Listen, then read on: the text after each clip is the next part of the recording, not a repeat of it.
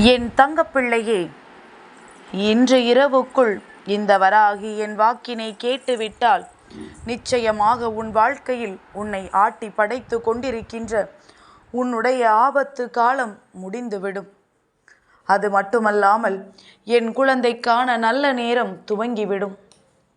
என் பிள்ளையின் வாழ்க்கையில் எந்நாளுமே இருந்து கொண்டிருக்கின்ற அத்தனை கஷ்டங்களும் உன்னை விட்டு அகன்று சந்தோஷம் உன் அருகில் உன்னை வந்து தழுவப் போகின்றது. அதற்கு இந்த தாயானவள் இன்று உனக்கு பிறப்பித்திருக்கின்ற இந்த உத்தரவின்படி நீ என் வாக்கினை கேட்க வேண்டும்.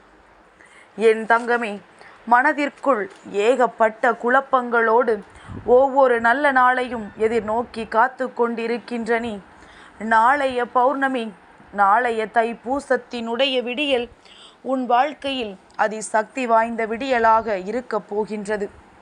என் தங்கமே, ஒவ்வொரு நாளும் உனக்கு நல்ல நாளாக மாறிவிடாதா என்று கவலைப்படுகின்றாய் அல்லவா?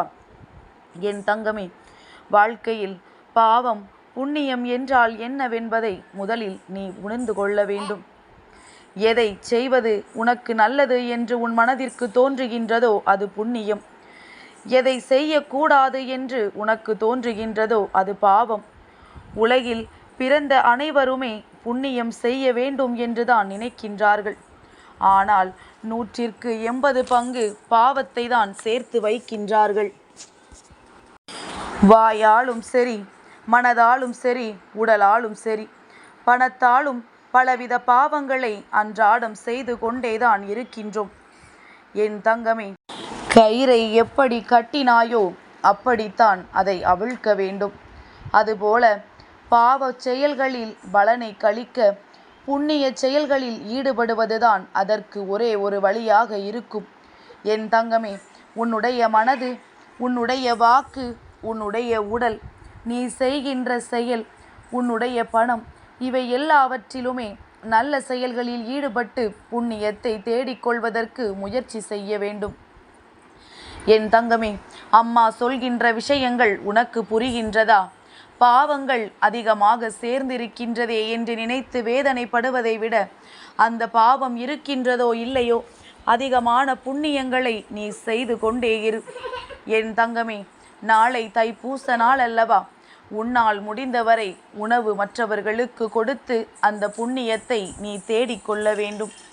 என் தங்கமே, வாழ்க்கையில் சில நாட்கள் உனக்கு அதிசக்தி வாய்ந்த நாட்களாக கிடைக்கும் பொழுது அதை சரியாக பயன்படுத்தி கொண்டு உனக்கான புண்ணியத்தை நீ தேடிக்கொள்ள வேண்டும். நீ நினைக்கலாம் நான் எந்த பாவமும் செய்யவில்லை என்று. என் தங்கமே, நீ செய்த பாவங்கள் எல்லாமே நீ அறிந்துதான் செய்திருக்க வேண்டும் என்று கிடையாது. உன்னை அறியாமலேயே நிறைய பாவங்கள் இப்பொழுதும் உன்னுடைய முன்ஜென்மத்திலும் இருக்கின்றது. அதை கழிப்பதற்குத்தான் அம்மா உன்னை புண்ணியங்களை தேடச் சொல்கின்றேன். நீந்த முடியாத மீன்களை எப்படி நதி ஒதுக்கி விடுகின்றதோ அதுபோல உன் வாழ்க்கையில் தவறான விமர்சனங்கள் வந்த பிறகு கூட என் குழந்தை, அந்த விமர்சனங்களை பற்றி ஆராய்ந்து கொண்டிருக்காமல் யாரெல்லாம் அதை செய்கின்றார்களோ அவர்களை வாழ்க்கையில் வெற்றி என்ற ஒன்று ஒதுக்கி தள்ளிவிடும் என்பதனை முதலில் நீ புரிந்து கொள். உன்னை தேவையில்லாமல் விமர்சிப்பவர்களுக்கெல்லாம் வாழ்க்கையில் நிச்சயமாக அதற்கான பலன்கள் கிடைக்காமல் போய்விடாது என்பதனை புரிந்து கொள். என் தங்கமே, வாழ்க்கையில் புயலும் கோபமும் ஒன்றுதான். ஏனென்றால் வீசும் பொழுதும் சரி, பேசும் பொழுதும் சரி, அவற்றினுடைய வீரியம் என்னவென்பது தெரிவது கிடையாது. இரண்டுமே அடங்கிய பிறகுதான் சேதம் அங்கே என்னவானது என்பது புரியும். அதனால்தான் கோபப்படும் பொழுது மிகவும் நிதானமாக கோபப்பட வேண்டும். கோபத்தில் அர்த்தங்கள் 1000 இருக்க வேண்டும். தேவையில்லாத கோபம் ஒருவரின் மனநிலையை மட்டுமல்ல, அவரின் ஒட்டுமொத்த வாழ்க்கையையும் கெடுத்துவிடும் என்பதனை மறந்து விடாதே. என் தங்கமே, சாதாரணமாக எளிதாக கிடைக்கக்கூடிய சில விஷயங்களை கூட வாழ்க்கையில் அதிகமாக போராடித்தான் சில நேரங்களில் பெற வேண்டியதாக இருக்கின்றது. ஏனென்றால் இறைவன் உனக்கு விலை மதிப்பில்லாத அனுபவத்தை அதன் மூலமாகத்தான் கற்றுக் கொடுக்கின்றார் என்பதனை நீ புரிந்து கொள்வதற்காகத்தான்.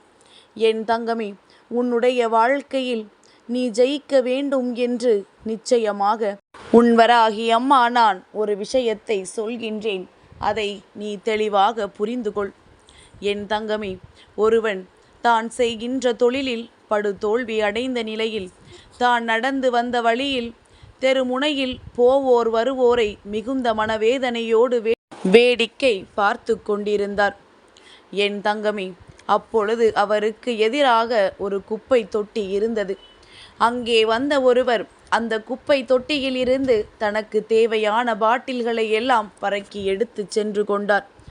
அதுபோல இன்னொருவர் அங்கே வந்து அவருக்கு தேவையான பழைய தட்டுகளையும் பேப்பர்களையும் எடுத்து சாக்கில் நிரப்பி எடுத்து சென்றார். என் தங்கமே, அதன் பிறகு அங்கே ஒரு நாய் வந்தது. இவையெல்லாம் அந்த குப்பை தொட்டியை நோக்கித்தான் வந்து கொண்டிருக்கின்றது. அங்கே அந்த தொட்டியில் இருந்த எச்சில் இலையில் சாப்பாடு இருந்தது. மிதமிஞ்சிய அந்த சாப்பாட்டை சாப்பிட்டு விட்டு அந்த நாய் சென்றது. கடைசியாக ஒரு பசு அந்த குப்பை தொட்டியை நோக்கி வந்தது. அங்கே கிடந்த அந்த பச்சிலையை சாப்பிட்டு அது தன்னுடைய பசியை போக்கிக் கொண்டது. இதை பார்த்து வாழ்க்கையில் படுதோல்வி அடைந்த அந்த நபர் கூறிய வார்த்தைகள் என்ன தெரியுமா? ஒரு சிறிய குப்பை தொட்டியில் இத்தனை பேர் பிழைத்து வாழ்கிறார்கள் என்றால், இங்கே பறந்து விரிந்து கிடக்கின்ற இந்த உலகத்தில் நாம் அனைவரும் எப்படி எல்லாமோ பிழைத்து வாழலாம் என்று அவரினுடைய மனதை திடப்படுத்தி கொண்டு, இனி தனக்கு தோல்வியே கிடையாது, இனி வரும் காலம் எல்லாமே எனக்கு பொற்காலம்தான் என்று சொல்லிவிட்டு நிச்சயமாக அவரினுடைய தன்னம்பிக்கையை கையில் கொண்டு மிக பெரிய வெற்றியை நோக்கி பயணிக்க தொடங்கினார். பழைய தொழிலை மீண்டும் தொடங்கச் சென்றார். இந்த பரந்த உலகத்தில் வாய்ப்புகள் உனக்கு அதிகமாக இருக்கின்றது. அதனால் அந்த வாய்ப்புகளை பயன்படுத்தி கொள்ள உன்னால் முடியும் என்று நீ நம்பினால் போதும். என் தங்கமே, உன்னுடைய கஷ்டங்களுக்கெல்லாம் எது காரணமாக இருந்தாலும் சரி, அதையெல்லாம் கணக்கில் எடுத்து கொள்ளாமல் எதுவாக இருந்தாலும் அதை உன்னால் செய்ய முடியும் என்பதை மட்டும் நீ நம்பினால் போதும். என் தங்கமே, நிச்சயமாக கடினமான நேரங்களில் யார் உதவுவார்கள், யார் உன்னை ஒதுக்குவார்கள் என்று ஒரு நாளும் கணிக்க முடியாது. அது எல்லாம் கஷ்டம் வரும் வரை உனக்கே தெரிவதில்லை. நன்றாக பேசிக்கொண்டிருப்பார்கள். ஒரு கஷ்டம் என்ற ஒன்று உன் வாழ்க்கையில் உனக்கு வந்தால்தான் தெரியும், இதில் யாரெல்லாம் நமக்கு உதவி செய்வார்கள், யாரெல்லாம் நம்மை விட்டு செல்வார்கள் என்று. உனக்கு ஏற்படுகின்ற அத்தனை அவமானங்களையும் என் குழந்தை நீ அனுபவமாக மாற்றி உன்னுடைய தன்மானத்தை உனக்கு தகுதியாக்கி கொண்டு நீ வெற்றி பெற நினைப்பாயானால் உனக்கு வெற்றி என்பது நிச்சயமாக கிடைக்கும். பிறருக்கு கஷ்டங்களை கொடுத்தவனுக்கு எப்பொழுதுமே இந்த வராகி சொல்கின்ற எச்சரிக்கை வாக்கு என்ன தெரியுமா? அடுத்தவனை ஏமாற்றி பிழைக்கக்கூடாது. ஏமாந்த ஒருவன் கிடைத்து விட்டான் என்பதற்காகவும் மற்றவனை ஏமாற்றி விட்டோம் என்பதற்காகவும் ஒரு நாளும் பெருமைப்படக்கூடாது. யதார்த்தமான ஒருவரை பல வருடங்களாக ஏமாற்றி அவர்கள் பெற்ற பலன்கள் யாவையும் நொடி பொழுதில் இடிந்து விழும். உன்னை விட மிக பெரிய ஏமாற்றுக்காரர்களிடம் நீ தோற்று போவாய் என்றுதான் அவர்களுக்கு நான் எச்சரிக்கை விடுக்கின்றேன். என் தங்கமே, அடுத்தவன் வாழ்க்கையை கெடுத்து அதில் சந்தோஷம் அடைகின்றவன் பிற்பகல் நிச்சயமாக வாழ்க்கையில் எல்லாம் தனக்கே வந்து விளையும் என்பதை அறியாதவன். அனுபவிக்கும் பொழுது தான் செய்த தவறு என்னவென்பதை உணர்ந்து கொள்வான். என் தங்கமே, நீ நினைக்கலாம், அம்மா புண்ணியங்களை சேர்த்து என்ன நடக்கப் போகின்றது என்று.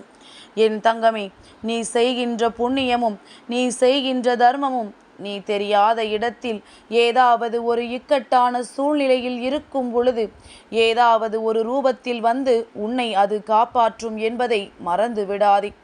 என் தங்கமே, புண்ணியத்தை சேர்த்தவனும் பலருக்கு தர்மங்களை செய்தவனும் நிச்சயமாக ஏதேனும் ஒரு கட்டத்தில் வாழ்க்கையில் நல்ல நிலையை அடைவான் என்பதில் எந்த ஒரு மாற்று கருத்தும் கிடையாது. என் தங்கமே, உன்னை கோபப்படுத்துபவனுக்கு நீ அடைகின்ற அந்த கோபம் இன்பத்தை கொடுக்கலாம். ஆனால் பதிலுக்கு நீ கோபப்படாமல் உன்னுடைய சிரிப்பை பரிசாக ஒரு முறை கொடுத்து பார். மீண்டும் உன்னை சீண்ட ஒரு நாளும் நினைக்க மாட்டான்.